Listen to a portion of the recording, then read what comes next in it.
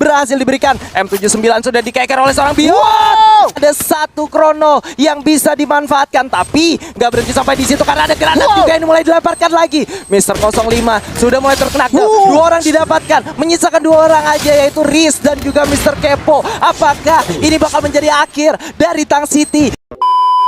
Nah, betul banget, berbahaya ya. Padahal kalau gue lihat nih masing bukan ya, semua tim kayaknya terfokus kepada Eko. Saking terfokusnya, suara sirene pun tentunya udah kita dengar. Dan juga round ketiga akan kita masuk sebentar lagi. Ini dia Bung Skyla.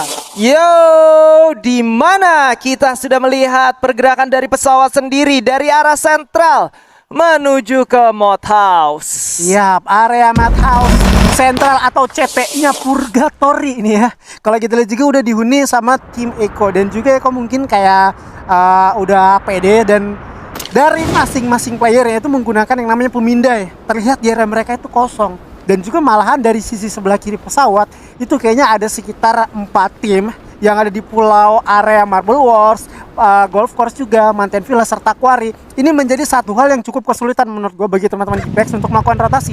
Karena kenapa? Di atas mereka Mountain Villa, Tang City, di depan mereka Quarry, apalagi di sisi sebelah kanan Aura. Tentunya tidak ada, atau chance mereka itu lebih sempit untuk mencari resource lagi nih Bang. Oke, chance-nya jadi lebih sempit, ditambah juga kalau gue lihat ya dari segi drop zone lagi dan lagi nih, Iko tuh bener-bener enak banget Pak. Daerah selatan dari Purgatory dikuasain mereka sendirian Pak. Mungkin ini adalah faktor kenapa Iko menjadi sangat kuat, karena rotasi pertamanya tidak ada yang mengganggu Pak. Tapi di lain sisi, Marisa yang baru menumbangkan satu orang kali ini sudah berhasil di counter langsung. Lozi langsung melakukan ending aja, tapi Johan berhasil merevive Marisa menggunakan revival sistemnya. Iya, revival system hitungannya cepet banget ya. Belum ada sekitar 10 detik atau 20 detik ke pick udah hidup lagi. Kayaknya teman ini emang udah waspada, dan kayaknya wah gue tunggu aja di vending machine, nunggu di end dulu jadi gue bisa nge-revive. Dan juga ini kayak lootingan mereka tuh cukup minim ya untuk berperang di area seperti ini. Apalagi sempat tadi gue lihat juga, gue notice juga si Kasih cuma pakai plasma gun, dan juga O'Connor cuma pakai paraval. Tidak ada lootingan yang cukup bagus. Apalagi dari First Raiders, walaupun dia baru aja nge-pick up satu orang, jadi mereka harus nyari resource senjata lagi menuju daerah command post, dan command postnya kosong. Iya, dan kali ini Mister 05 berhasil di pick off cukup berjauhan dari teman-temannya Street, Abax dan juga Bion, di mana Mister 05 melakukan drop di daerah field, tapi nampaknya harus dihidupkan kembali nih karena memang masih banyak banget poin di daerah Mod House gue yakin, dan tentunya ini menjadi nilai plus dan menjadi satu taktik yang baru untuk EVOS digunakan, karena ini sebenarnya high risk high reward juga. Lu melakukan split position dengan sangat jauh, tapi ketika lu berhasil mendapatkan apa yang lo inginkan berupa resource yang banyak, tentunya ini menjadi satu keuntungan untuk teman-teman EVOS, karena mereka melakukan split position yang jauh, otomatis resource-nya mereka dapetin juga nggak cuma di satu kota aja. Ya betul banget, gak cuma di Madhouse doang. Dan biasanya nih ya, gua ngeliat nih Bang Skyla, biasanya dari si Regi atau MR05, dia tuh turun ke daerah Crossroad untuk membaca lagi apakah di daerah sana nggak ada orang. Dan itu kayak klasik banget dari teman-teman EVOS, 3 orangnya di Madhouse. Namun juga gua kayak kayak ngelihat di area rumah yang cukup jauh dari sisi sebelah kanannya Madhouse itu nggak ada Kings, malah Kingsnya itu cukup menyingkir jauh ke daerah Skylet, dan sebentar lagi bakal bersikutan dengan First Raiders lagi dan lagi di area selatannya. Satu pulau dikuasai oleh Iko. Untung banget nih resource mereka. Untung banget Pak, tentunya menjadi buntung untuk beberapa tim yang bermain dengan resource seadanya. Tapi SES kali ini, kalau lu lihat, mereka masih bermain di daerah Blue Zone dan cukup pede, ditambah dengan vehicle-vehicle yang udah mereka kumpulkan.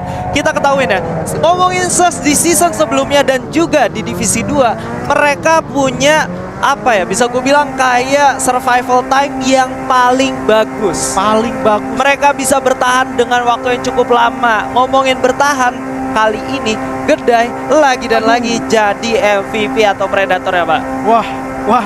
Wah, ternyata si Gede ini nggak cuma berbahaya di Divisi 2, Divisi 1 juga dia sangat berbahaya gitu ya. Jadi teman-teman yang main pada malam hari ini, mereka kayaknya harus mikirin lagi sih. untuk dapatin atau ngelulantakin tim SES, apalagi SES juga udah rotasi. Terlihat juga nih, gua potong dulu ada Bigetron Rosugo dengan juga IOG. Yes, di mana teman-teman dari Bigetron, My Putra selaku transfer yang sudah dilakukan oleh teman-teman dari Bigetron bakal maju ke depan, di mana seorang Jafra juga bakal dikomit oleh seorang Keong sendirian kali ini dengan double vektornya. Coba untuk mengurung diri dan mulai bergerak juga seorang Azriel dari atas mulai mendapatkan satu orang, bahkan My Putra juga udah cukup sekarat, bakal langsung dikomit oleh dua orang sekaligus, menyisakan dua orang aja, di mana My Putra juga harus tersungkur, di mana Faiz bakal coba menjadi penyelamat untuk teman-temannya secara sendirian, langsung dikomit ke arah depan, satu tukar satu, dan ternyata Bigetron gak cukup kuat karena Island of Gods berhasil mempertahankan kompon yang mereka dapatkan sedari early game. Yaps, ini dia Lord menjadi save the day. Karena tanpa sedikit pun darah terkurang, temennya udah kekikis juga, ke pick off 3 orang.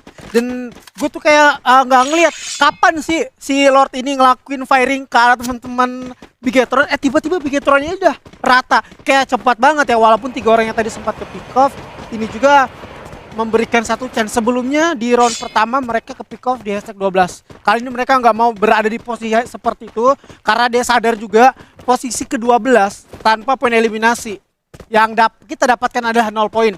Tentunya kita bakal terpuruk banget, dan ini harus reset lagi dari teman-teman Bigetron Rosugo. Apalagi ini masih ada 3 match yang bisa kita mainkan, dan juga tentunya gue harus aware kepada teman-teman RRQ karena terhimpit 2 bahkan 3 tim.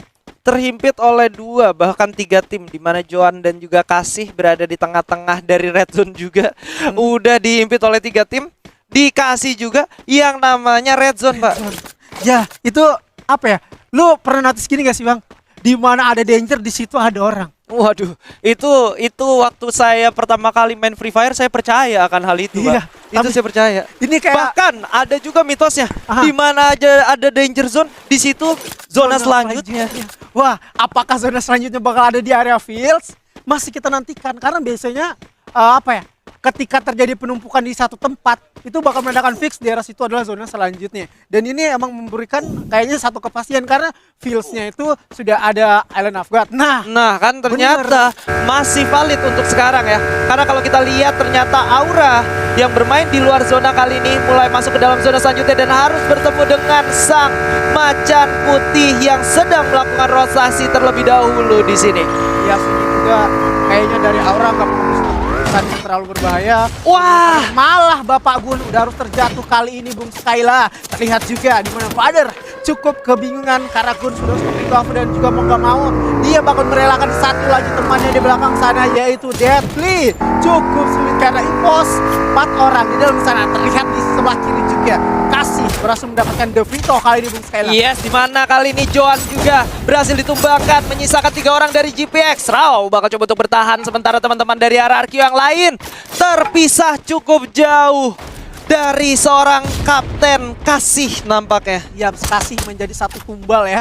Bisa dibilang tumbal proyek untuk teman-teman dari GPX. Ini juga rupanya lepas dari aura kedatangan timnya itu dari Rebellion Tabor nih, Bung Skyla. Yes, di mana ada seorang Abax yang sudah melakukan charging dan berhasil mendapatkan seorang Fori dari kejauhan. Mister 05 berhasil mendapatkan Mister Home, di mana sang Mister harus ditumbangkan dan juga takluk di bawah seorang macan putih, Pak. Menyisakan 1 orang aja yang coba untuk menyelamatkan placement point ya. Betul banget, di sini gua ngelihat perangan antara 2 Mister ya. Mister 05 dan Mister Home. Itu dia. 2 Mister, tetapi emang kayak sulit peperangannya, apalagi dari segi tempat juga itu menjadikan satu keuntungan bagi EVOS karena EVOS sendiri dia hitungannya udah kayak paham banget tempat gua, dan malahan juga dari sisi lain yang gue lihat Tang City ini kayak lebih aman dan belum ada ngelakuin fight seperti round-round sebelumnya. Ya, dan ditambah lagi dari 05 tadi dan juga seorang Abax menggunakan SG chargernya itu benar-benar bagus banget, Pak. Chargingnya bagus banget, timingnya juga bagus banget, ditambah Street dan juga 05 dari kejauhan melakukan covering fire dengan luar biasa. Tapi pembahasan kita bakal terhenti sejenak karena seorang Kucai berhasil menumbangkan seorang Souza. Bakal coba untuk dikomit karena depan, tapi ternyata seorang Sikal dengan charger boosternya berhasil mendapatkan 1 orang. Kucai mulai bergerak juga, di mana seorang Rizky bakal langsung dihajar. Koja coba untuk mencari di mana lawannya berada, langsung dihajar begitu saja. Kucai juga sedikit kebingungan karena ada tembakan dari kiri dan kanan. Azuri Terlihat juga 2 orang bakal 3 melawan 3 kali. Darkol kapten dari sisi sebelah kiri bakal dapatkan, di mana Souza berhasil dari revive. Granat bakal terus dilontarkan, namun di sebelah kanan juga di mana first rider menjadi Souza last man standing kali ini dengan senjata. Emang guys, Seven kesulitan mencari celah untuk bergerak karena bakal terimpit 3 orang di depan sana. Souza tidak ada celah lagi, digocek Santi, tetapi malah tumbang di peringkat ke-11 nih Bung Skylar. betapa panasnya panggung kita malam ini karena teriakan demi teriakan sudah terdengar di belakang kita, Azuri. Ya. Waduh, saling taunting dan juga saling bunuh sudah terjadi, dan kali ini RRQ ID harus cukup puas di posisi ke-10 dan Ses bakal berhadapan lagi dan lagi dengan teman-teman dari Iko. Sudah mulai bergerak, Thanos coba mencari di mana lawannya berada sambil melakukan regrouping terlebih dahulu karena mereka nggak punya waktu. Mereka harus bergerak sekarang karena 58 detik dari sekarang zona bakal bergerak, Azuri. Yap, harus rotasi cepat, harus bergerak cepat juga, apalagi Jojo tentunya berhasil mendapatkan Koja. Ini menjadi satu keuntungan bagi teman-teman dari Ses. Iya, apakah ini bakal menjadi 3-0 untuk Ses? Karena kalau kita lihat dari segi jumlah, mereka berhasil dimenangkan. Granat sudah dilempar dari atas. Kedai berhasil mendapatkan seorang Kucai dengan lemparan granat yang sangat on point. Yap, betul-betul on point ke arah atas, walaupun gue rasa itu cukup sulit. Sulit, Namun, Pak. Itu patahannya tuh sulit banget gitu kan. Yap, ini juga dari si Bocil udah kayak aware nih, musuh kayaknya bakal pakai shotgun charger. Emang kayaknya shotgun charger itu belum kita temuin untuk segi counter. Apalagi player yang menggunakan di segi kompetitif seperti ini, mereka otomatis adaptasinya cepat dan udah Mungkin yang terbiasa. bisa gua sampaikan lebih ke arah timing aja sih. Aha. Lu tahu untuk shotgun booster atau charger booster itu sendiri mereka butuh waktu untuk melakukan chargingnya, Pak. Nah, di posisi yang seperti itu, ketika mereka sudah menembakkan peluru pertama, di situ adalah momen untuk lu melakukan counter.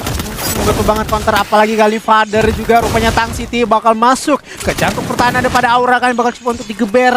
Ada Bule, Kepo dari belakang, rupanya GPX coba untuk merangsak masuk. Aura bakal terhimpit 2 tim sekaligus, di mana GPX berhasil menjadi counter party. Amek bakal sulit, di mana Auranya harus tumbal di peringkat ke-9. Jasin berhasil pick off dari belakang. TCE Bule berhasil coba untuk masuk lagi sambil memberikan juga arah jalan bagi teman-teman yang lain. Jasin dihidupkan lagi kali ini, hilang. Justin berhasil dihidupkan kembali dengan M79 yang sudah ada di tangannya tentunya. Dudes juga berhasil di-revive. Ada granat ke arah seorang Wings yang udah cukup sekarat. Bakal coba untuk melakukan satu predict shot tapi masih gagal. Di lain sisi, Azriel 25 berhasil mendapatkan seorang Thanos dan di-end oleh seorang Bang. Masih coba untuk fight. Seorang Justin dengan tidak adanya medkit bakal komit untuk ke depan, tapi ternyata Tang City Sport berhasil mendapatkan 3 orang bahkan. That's the end for GPX. Harus cukup puas di posisi ke-8. Di posisi ke-8 ini kayaknya gua ngelihat di area fieldnya bersih di sama tim Tang City Esport. Karena kenapa? 7 kill. Yang emang kita notice seharusnya ada 6 orang di depan sana, karena Aura sebelumnya juga udah ada di tempat itu. Tapi gua potong dulu. I love God masih panas dengan Ses Alpha. Yes, masih sesuai dengan kosakata mereka, yaitu IOG Burn, karena mereka bakal membakar teman-teman dari Ses kali ini. Jump shot dilakukan, Thanos nggak cukup kuat menahan double vector yang dimiliki oleh seorang Azriel. Kali ini menyisakan 1 orang dari Alpha Inc. Apakah ini akhir dari 2 kali berturut-turut buyanya Ses Alpha Inc. dan IOG berhasil menumbangkan mereka. Iya, ini dia sempat yang tadi dibilang sekarang. Apakah tim yang lain tidak panas ataukah tim yang lain juga tidak Iko. Eko-nya pun harus puas di peringkat ke-6.